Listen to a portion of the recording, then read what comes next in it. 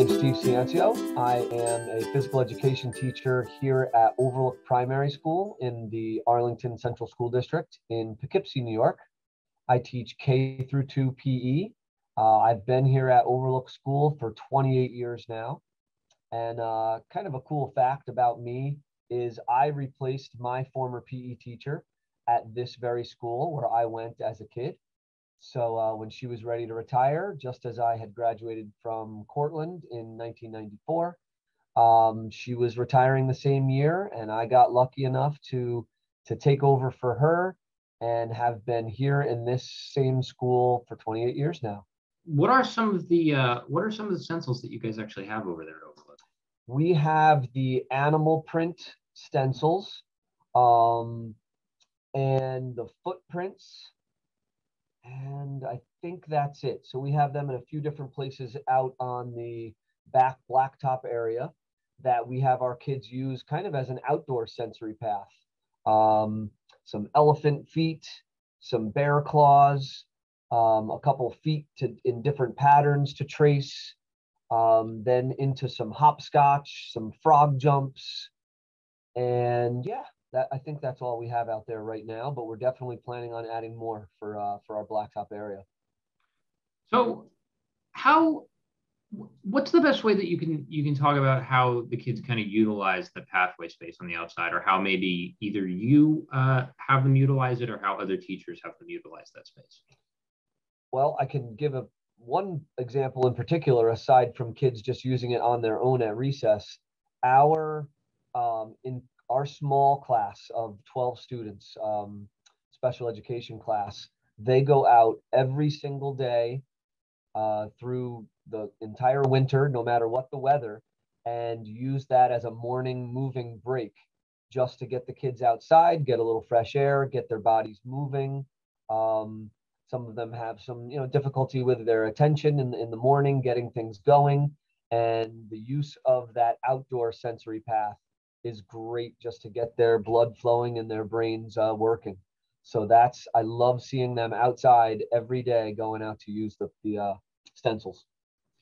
So I'm curious if you notice any differences between the indoor pathway and the outdoor pathway in terms of how the kids react to it, both when they're utilizing the space and when they're kind of just passing by the space.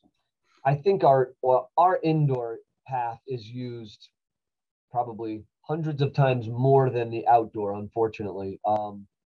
I don't see it used outside as much as I'd like. Just every now and then some kids will go over and do some of the the little bit of a hopscotch or the pathway. But indoors, it's used multiple times a day by everybody that passes through. It's in a joining hallway that connects our two main hallways. So everybody has to go through that cross corridor many times a day. And kids never just walk through it. They're always hopping, doing the hopscotch, jumping from log to log. We have wall push-ups, so it gets utilized a tremendous amount. So that's the only reason why I would say the indoor one is used quite a bit more than outdoors, just because of the frequency of kids passing by. Why don't you walk me through a couple ways that you utilize those pathways, kind of from start to finish, maybe two or three? Sure. Well, we not only have the sensory path, but we also have exercise stations. Fit and Fun provide us with some about 5 different stickers. So we have lunges, squats, jumping jacks, jogging in place, and they're up on different spots on the wall. I see a lot of teachers having their kids go out to use them as a quick brain break. Outside of the classroom if they notice that a child just needs to get out of the room for a few minutes. So they're utilized quite a bit. The sensory path, as I said, classes use it prior to coming to special. If they have a little bit of time before we're ready to start class, they take their kids through it. It's used on an individual basis with some of our special areas. For example, our speech teacher has brought kids down. We have the alphabet where the kids are jumping from letter to letter. So they've done lots of different things with words and phonics and just some kind of literacy activities on the path. Our math teacher has used it to do some math activities. I've personally used it just when we're working at the beginning of the year, especially on locomotor movements. So we've done hopping and jumping and skipping and galloping, and I've let them try it out on the path as well, not just in the gym. A lot of teachers have said that since kind of coming back, they're noticing that kids developmentally, and especially in terms of like gross motor skills, are somewhat behind in terms of where they would expect them to be at their age group. Is that something that you notice at all in your school, or not really? I have.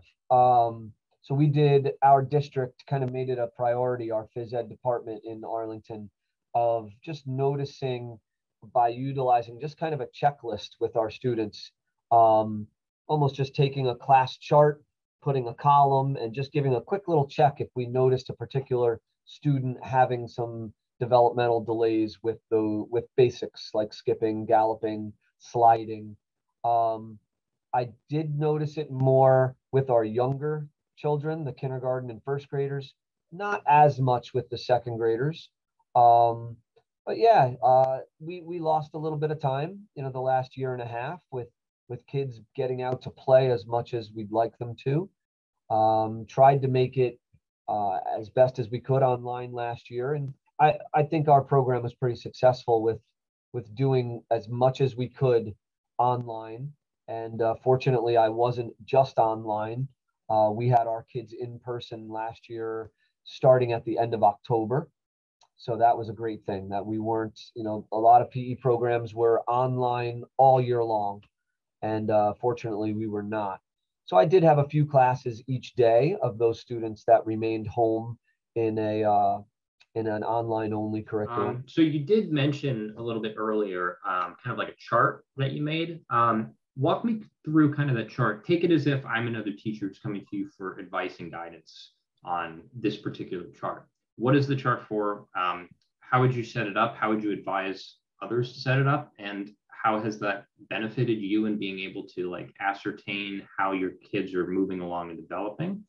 And then second, maybe we can talk a little bit about some of those activities that you've been using to kind of gauge their level of improvement. Okay. So checklists are something that are very valuable tools for when you have a class of 20 or more kids. It's very hard to see everybody.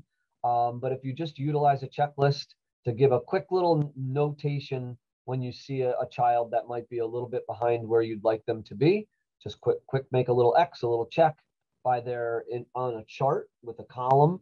And that way you don't have to make a check for every child that can do the activity, but just a quick little note if they are struggling, having a little trouble. So it gives you an idea of how many in a particular class or in a particular grade level are struggling with the activities that you're doing. And then you can use that in your instruction. So it's kind of like making sure you have some data to help you change what you're doing in your instruction. And then it also helps out when you're doing your assessments to know what kids, needed a little more time. So we've utilized checklists, not just for locomotor movements, but for all kinds of our developmental skills, such as tossing and throwing and things like that.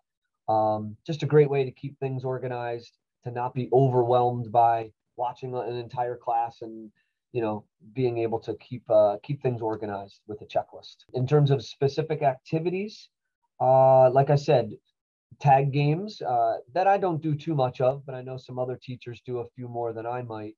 But they've used different locomotor movements in those tag games to get them working on those skills. One thing we've also did a few years back, we noticed that kids at this level, K through 2, were really struggling with jump rope skills. So we wanted to incorporate jump rope skills more into activities.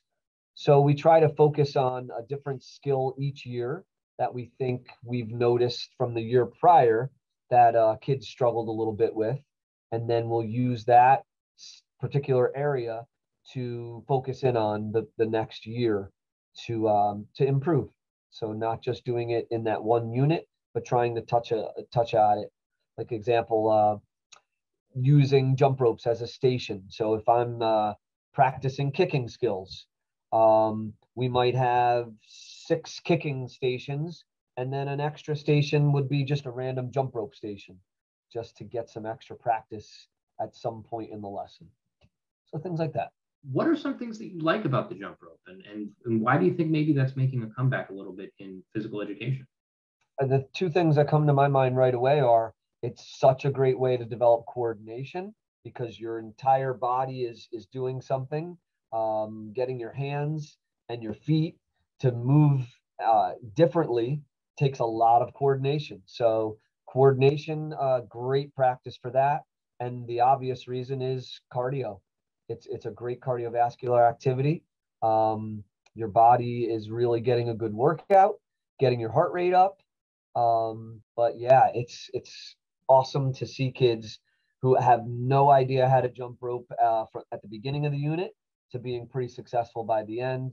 It's kind of a great feeling. Say that I'm a first year PE teacher, right? And I'm looking to generate lesson plans in obviously this kind of new environment that we're in, and also the environment that's kind of coming in as the pandemic is still going on to a large extent. What are some tips that you would give me in terms of creating lesson plans, and maybe what are a few activities that you would absolutely recommend putting in that lesson plan? All right, well, it all starts out, I actually have the book right here, the Shape America standards. We start with the national standards and grade level outcomes, and this kind of drives our entire curriculum. So we see what the Shape America, almost like our Bible here, what it provides for us in terms of the most important units that each developmental grade level should be working on. So for me at K through 2, here's kind of a quick snapshot of our curriculum. We start out with locomotor movements and basic body awareness and body control activities, just trying to get kids to move safely and understand personal and general space. And then we moved into typically rolling skills. So we start some ball manipulation things where they're working with their hands. So we do some rolling. That goes right into underhand tossing, into overhand throwing. They all kind of go hand in hand, no pun intended, just kind of one after another in terms of progressions and similar stepping with opposition and such. So after our throwing unit, we'll go into dribbling skills, basic dribbling and ball manipulation, some bouncing and catching, and then some dribbling. Not too much in terms of specific basketball at the K through 2 level. After dribbling, we have a dance unit. So we'll do some basic rhythms and dances. And then that'll bring us to jumping rope. That's usually about January, February. We have quite a long volleying and striking skills. So working with their hands, volleying objects, then paddles. So we typically use balloons at this level in terms of hands and volleying with paddles. Then that'll bring us into our long-handled implement for striking. That would include a baseball bat, a hockey stick. We use the pillow polo sticks, which actually are behind me. They have the big foam heads on them. Some foam heads on those hockey sticks back there too. There's a little putter. So golfing is also a long-handled implement striking skill. So that's kind of a long unit. Brings us to kidnastics.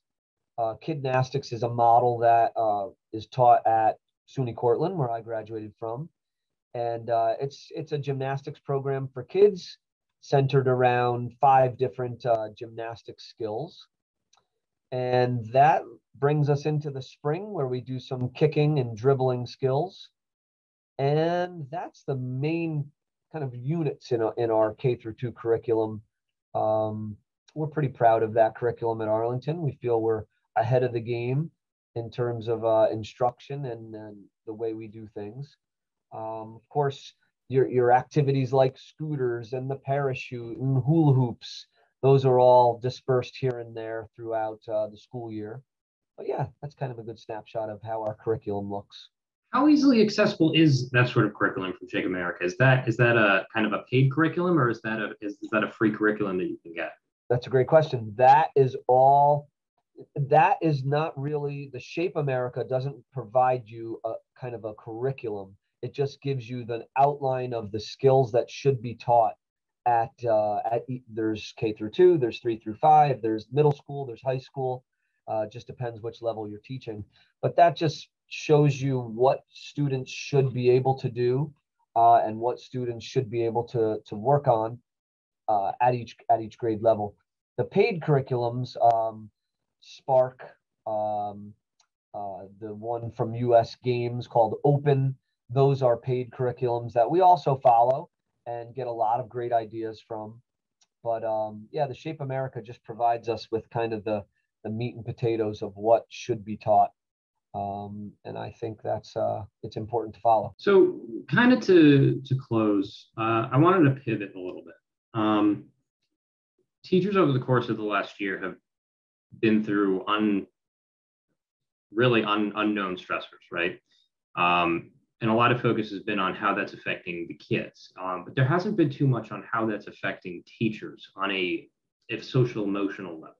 There's always a lot of talk about the social emotional health of kids, and as important as that is, I do get the sense that teachers kind of got forgotten about, and they're sort of told just do this, and there's no real there's no step back to say, hey, how are you doing?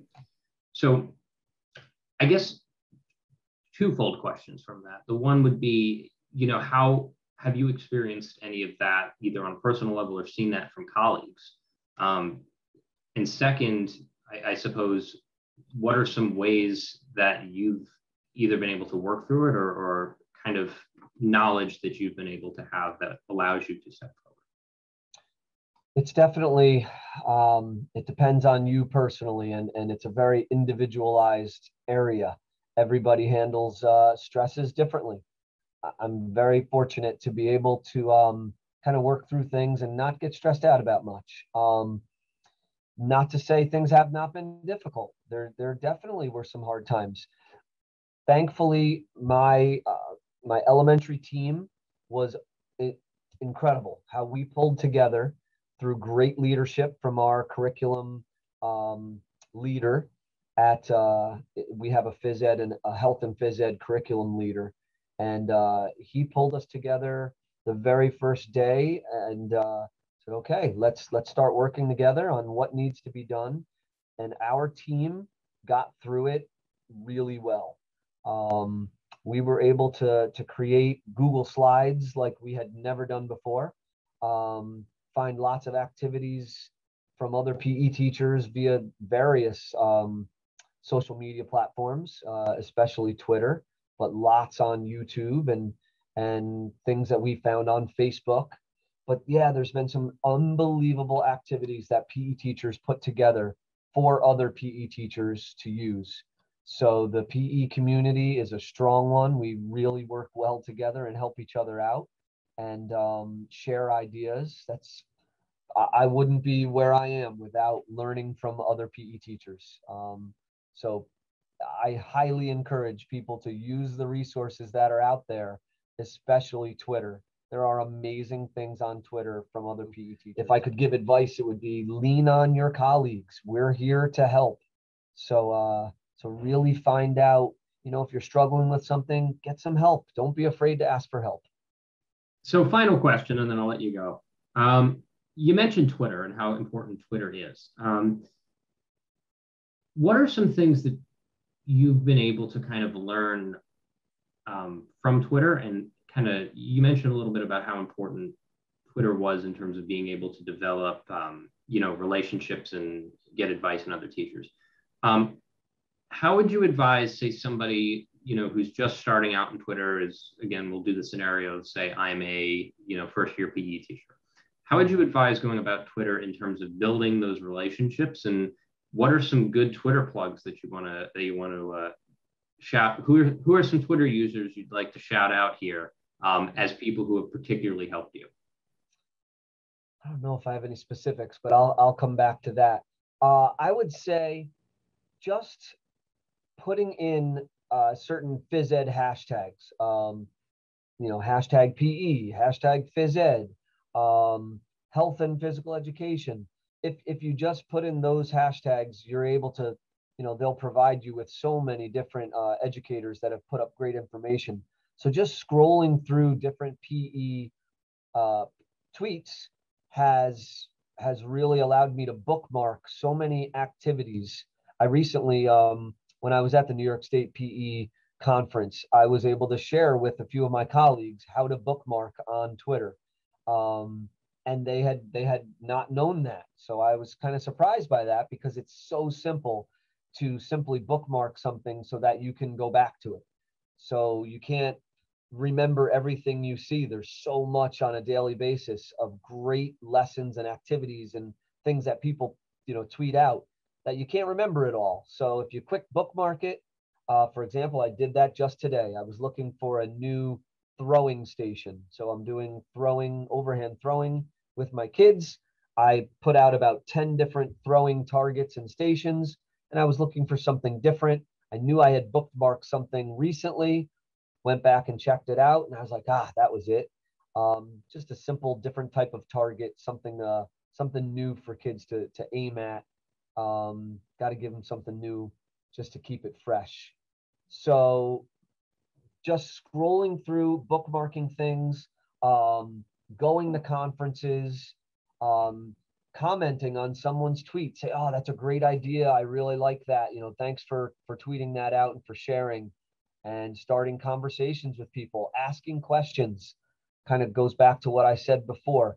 Use the help of your colleagues, and ask questions. Don't be too humble. You just got to learn from others. It's such a great way to advance and to learn and to grow. There's one by Mike Graham. He's a PE teacher who tweets out often, and I've gotten some great ideas from him. Phys Ed Review is another one. I don't think that's Mike Graham's. I think it's someone separate. Phys Ed Review is a great Twitter site. I can't think of any other specifics, but there's some great ones out there, so definitely recommend it.